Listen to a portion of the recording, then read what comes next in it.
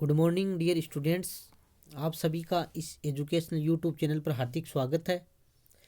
प्रिय विद्यार्थियों, आज हम 19वीं शताब्दी में भारत में धार्मिक एवं सामाजिक पुनर्जागरण के कारणों की चर्चा करेंगे।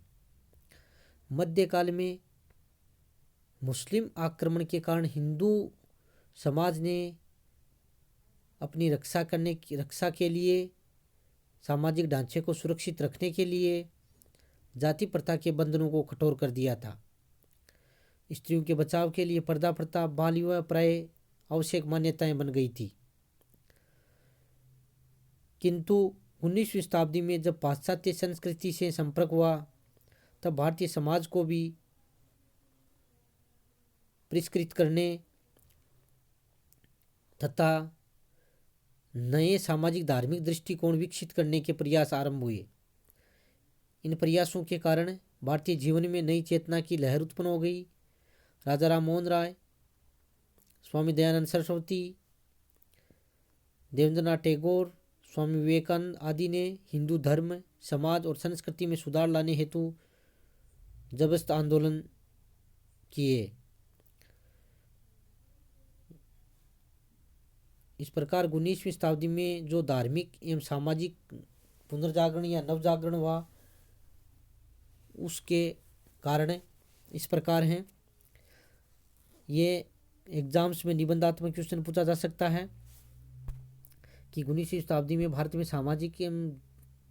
में सामाजिक तथा धार्मिक पुनर्जागरण के क्या कारण थे या कारणों की विवेचना कीजिए। तो उसमें के अंतर्गत भारतीय समाज और धर्म में अनेक अंधविश्वास उत्पन्न हो गए थे। 19वीं शताब्दी के प्रारंभ में ईसाई पादरियों को भारत में धर्म प्रचार करने की छूट दे दी गई। उन्होंने स्थान स्थान पर हिंदू धर्म की कटु आलोचना प्रारंभ कर दी थी। बहुदेववाद, अवतारवाद और मूर्ति पूजा की भी कटु आलोचना की और समाज में प्रचलित कुरीतियों के लिए धर्म को ही दोषी ठहराया। इसलिए भारतीय समाज और धर्म में उत्पन्न दोषों को दूर करना आवश्यक था। ईसाई मिशनरियों के प्रचार ने भारतीयों को चुनौती दी। इस कारण 19वीं शताब्दी में कई सामाजिक धार्मिक आंदोलन प्रारंभ हुए और कि किस प्रकार हिंदू धर्म और संस्कृति की रक्षा की जाए।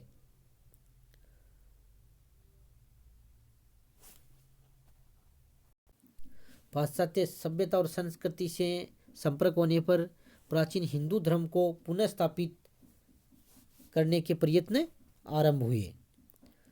पाश्चात्य शिक्षा का प्रभाव। अंग्रेजी शिक्षा के कारण भारतीयों के युवकों के दृष्टिकोण में परिवर्तन आया। अंग्रेजी शिक्षा पत्ति के कारण ही यूरोपीय कानून, दर्शन और साहित्य का अध्ययन हमारे देश में प्रारंभ हुआ। अंग्रेजी शिक्षा के माध्यम से भारतीय यूरोप की उदारवादी विचारधारा से परिचित हुए। अब लोग हर पक्ष को या हर विचार को आलोचनात्मक दृष्टि से परखने लगे और भारतीयों में नई जिज्ञासाएं पैदा हुई। परंपरागत रीति रिवाजों का वे विरोध करने लगे और ऐसे लोगों द्वारा सामाजिक और धार्मिक सुधारों के लिए आंदोलन चलाए गए। इस प्रकार पाश्चात्य शिक्षा का भी महत्वपूर्ण प्रभाव पड़ा। भारतीय समाचार पत्रों का योगदान। भारतीयों द्वारा प्रकाशित अंग्रेजी भाषा में 1780 में बंगाल गजट प्रकाशित हुआ। इसमें धार्मिक विरोध पर विचार विमर्श अधिक होता था। इसके बाद बंगाली भाषा में दिग्दर्शन तथा समाचार दर्पण 1818 में प्रकाशित हुए। 1821 में राजा राम मोहन राय ने संवाद कौमुदी का प्रकाशन किया, जिसमें उनके धार्मिक और सामाजिक विचार प्रकाशित होते थे। और उसके बाद में 1822 में राजा राम मोहन राय ने फारसी भाषा में मीरातुल अखबार तथा अंग्रेजी में ब्रह्म निकल मैगजीन निकालना प्रारंभ किया। इस प्रकार इन सभी समाचार पत्रों के माध्यम से भारतीयों ने सामाजिक और धार्मिक समस्याओं पर विचार विमर्श करना प्रारंभ कर दिया था। भारतीय समाचार पत्रों ने सामाजिक और धार्मिक विषयों तथा शिक्षा से संबंधित समस्याओं पर चर्चा करके भारतीय जनमत को जागृत किया और इन समाचार पत्रों के कारण ही लोगों ने अपने समाज व धर्म की रक्षा करने के प्रयत्न आरंभ किए। तो भारतीय समाचार पत्रों की जागृति के कारण 19वीं शताब्दी में धार्मिक एवं सामाजिक पुनर्जागरण प्रारंभ हुआ। बंगाल एशियाटिक सोसाइटी के कार्य, इसकी स्थापना 1784 ईस्वी में हुई थी। यानी बंगाल एशियाटिक सोसाइटी की स्थापना 1784 ईस्वी में हुई थी। इस सोसाइटी ने प्राचीन भारतीय ग्रंथों तथा यूरोपीय जो साहित्य है का भारतीय भाषाओं में अनुवाद हुआ।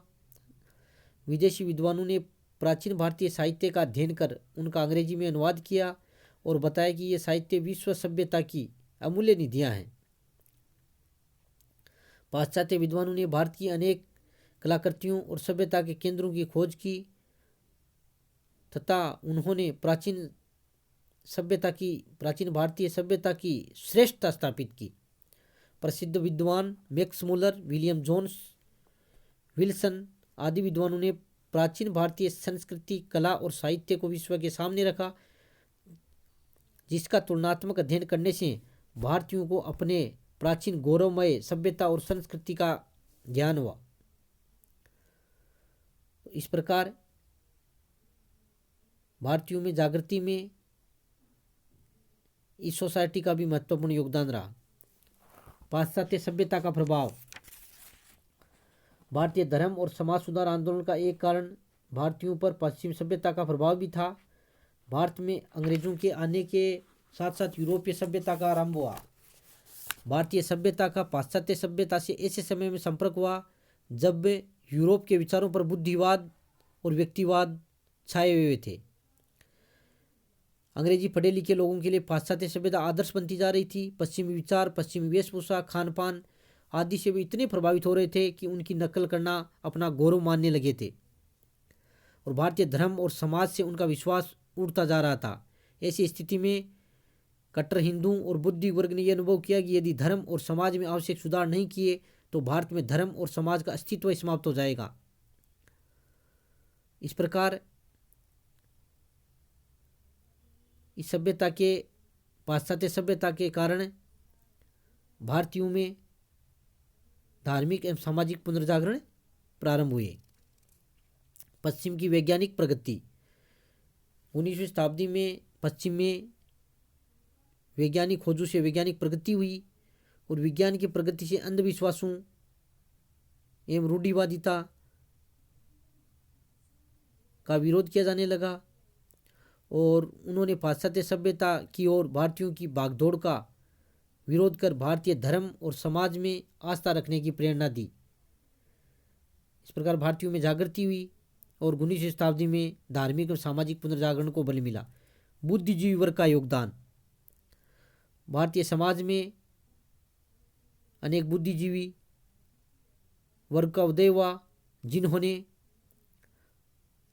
भारतीय समाज, धर्म में फैली अंधविश्वास, रूढ़िवादिता, कुरीतियों आदि का विरोध किया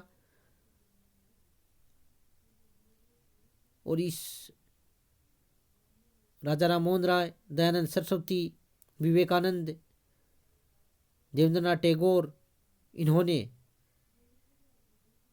सामाजिक एवं धार्मिक सुधार के लिए आंदोलन चलाए और भारत में पुनर्जागरण का प्रारंभ हुआ। इस प्रकार सभी कारणों से भारतीयों में सामाजिक और धार्मिक नवचेतना का संचार हुआ और 19वीं शताब्दी में अनेक सुधारक पैदा हुए जिन्होंने भारतीय धर्म और समाज सुधार आंदोलनों का नेतृत्व किया। वे पश्चिमी सभ्यता एवं संस्कृति को आधार मानकर भारतीय धर्म और समाज में सुधार करना चाहते थे। इनमें ब्रह्म समाज, आर्य समाज, प्रार्थना समाज ये मुख्य थे। इस प्रकार इन सभी कारणों ने 19वीं शताब्दी में धार्मिक एवं सामाजिक पुनर्जागरण में महत्वपूर्ण योगदान दिया। इसी के साथ साथ बहुत बहुत धन्यवाद।